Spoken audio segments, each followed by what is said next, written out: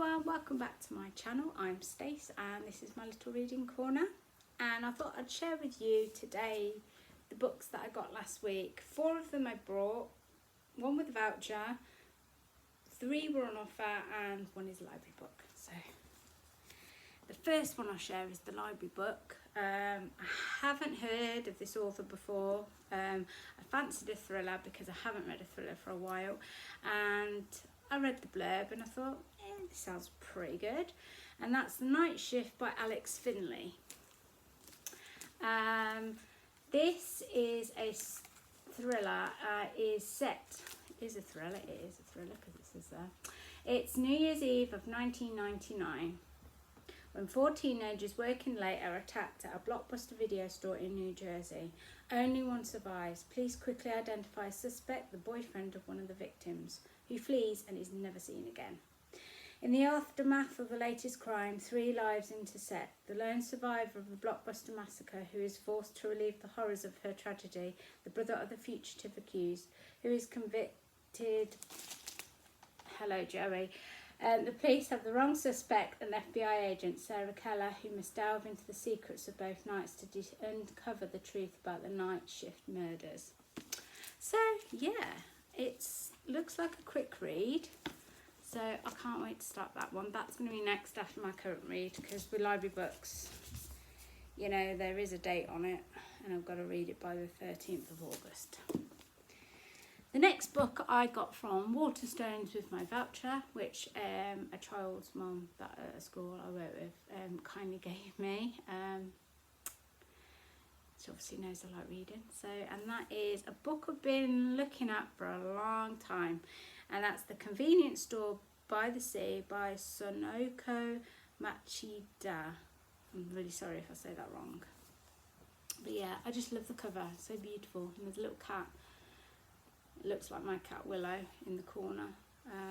But yeah, I've seen this quite a lot.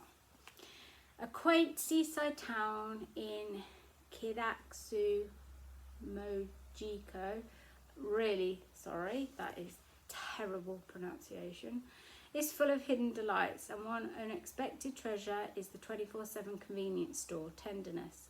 Sure, it's a bit odd that the handsome manager has his own fan club and perhaps the customers are somewhat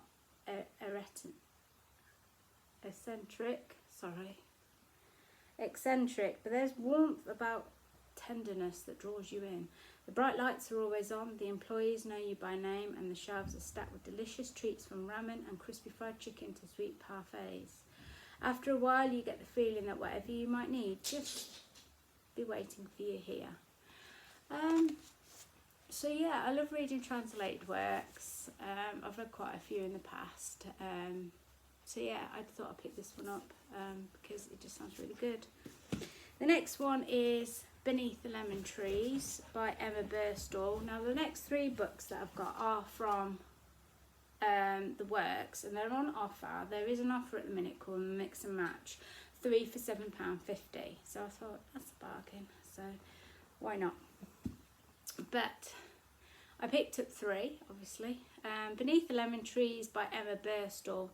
This is about heartbroken after the loss of a friend and the collapse of her marriage. Stella hopes that this trip to the Greek island of Crete will give her and her family a chance to heal.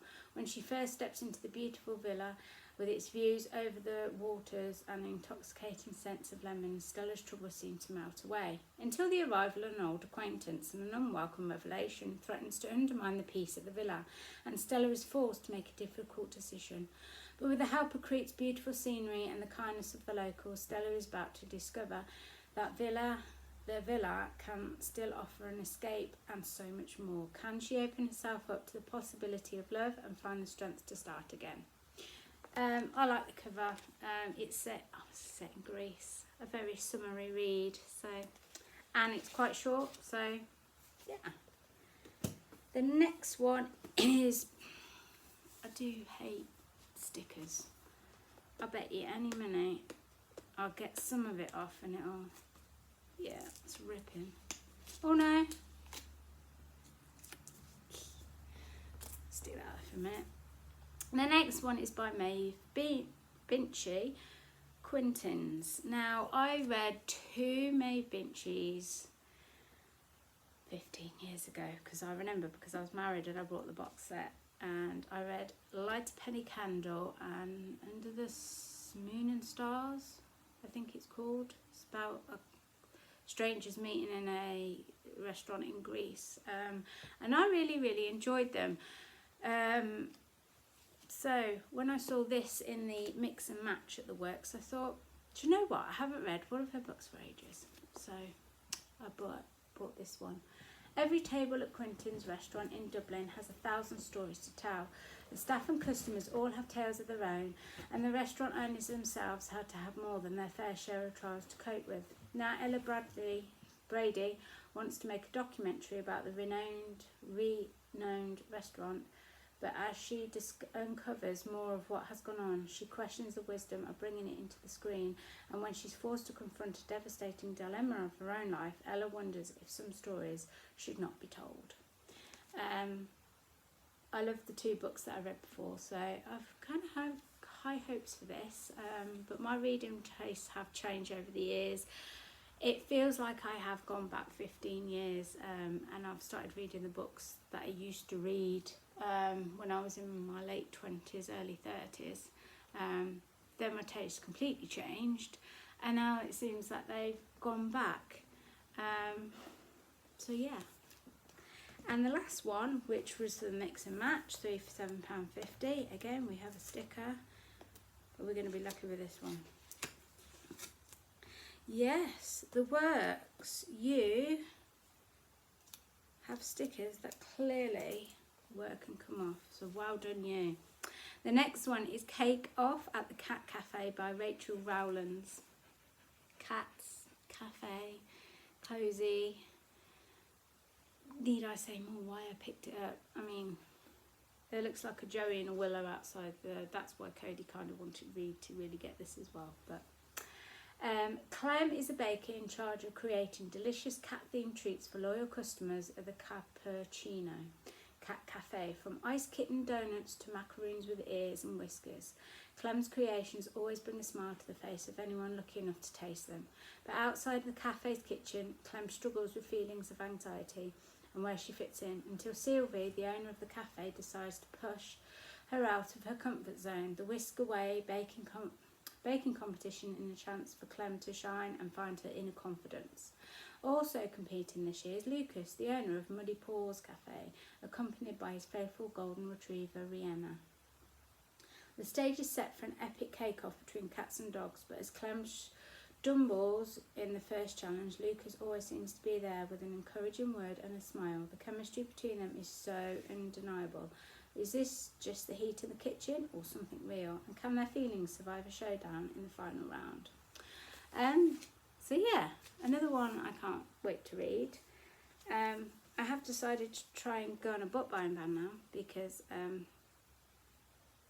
yeah, how that's long's going to last, I don't know.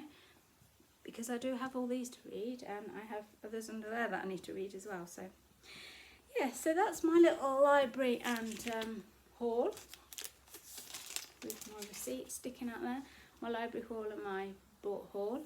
Have you read any of these books? I'd be interested to know. If you have, let me know in the comments below which one have you read, or is any of these on your TBR pile, or have you seen them around in the library or the bookshops? Let me know, and we can have a little chat about it, and you can tell me if it was a yay or a nay for you for any of these. And I'll see you next time for another video. Bye.